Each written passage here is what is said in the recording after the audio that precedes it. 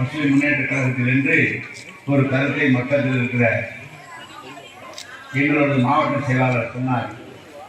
அப்போது நான் சொன்னேன், அரசியலுக்கு வருவதில்லை, அரசியலை நினைப்பதில்லை, ஒன்று சமூக தொண்டை மட்டும் செய்து கொண்டிருக்கின்ற தவ்ஹீத் ஜமாத் மட்டும்தான் தமிழ்நாட்டிலே மிகப்பெரிய வாக்கு வங்கியை வைத்திருக்கிறார்கள்.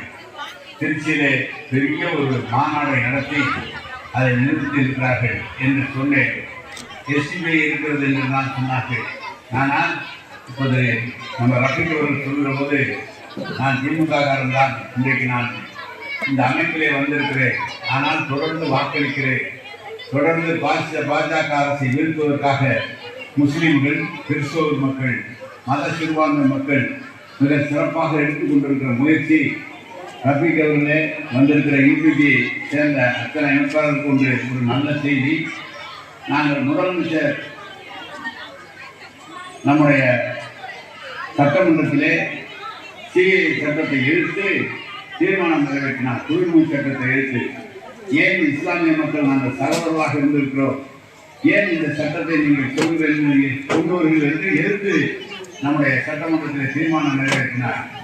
அதோடு மட்டுமல்ல, எந்த இடத்திலும் கொஞ்சம் கூட அச்சம் இல்லாமல் தொடர்ந்து பாரதிய ஜனதா எதிர்க்கிற இந்தியாவில் இருக்கிற முதலமைச்சராக நம்முடைய முதலமைச்சர் இருக்கிறார். அதெல்லாம் நான் இன்றைக்கு நீங்கள் எடுத்துக்கொண்டிருக்கிற முயற்சி, தமிழ்நாட்டிலே நீங்கள் அளித்த ஆதரவு என்பது திமுக காரர்கள் கூட கொஞ்சம் தாமதமாக வந்தார்கள் தேர்தலில். ஆனால் இஸ்லாமிய மக்களும் காலை 7 மணிக்கே வந்து அவருடைய பங்கை சிறப்பாக இந்த தேர்தலில் செய்திருக்கிறார்கள்.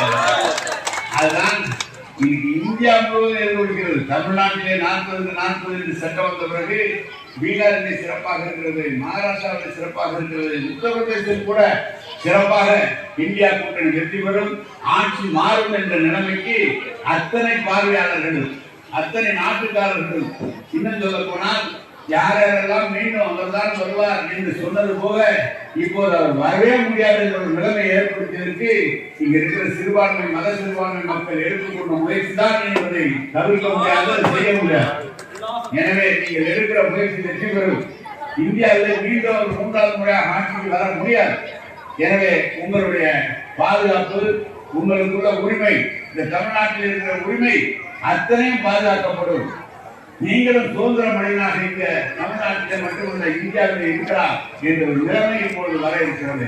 எனவே உங்களுடைய முயற்சி உங்களுக்கு தான் நாங்கள் நன்றி தெரிவிக்க வேண்டும். என்னிடம் கேட்டார்கள், பெரம்பலூரில் எப்படி வெற்றி வாய்ப்பு என்று என்னிடம் கேட்டார்கள்.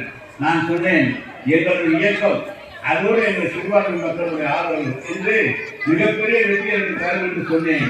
அப்படிதான் நடந்திருக்கிறது. அதில் என்னுடைய நவீனமாக சேர்ந்த சகோதரர்கள் பொதுப்பணியாக ஆம்புலன்ஸ் நமது நோய்வாய்ப்பட்ட மக்களை உடனடியாக சென்று மருத்துவமனை சென்று வைக்கிற அந்த ஆம்புலன்ஸ் சேவையை அவருடைய சொந்த சேமிப்பிலே பல பேரிடமிருந்து பெற்று இன்றைக்கு அதை துவங்கி வைக்கிற நிகழ்ச்சிக்கு வந்திருக்கிறேன். நிச்சயமாக நீங்கள் எடுக்கிற முயற்சி அத்தனை வெற்றி பெறும்.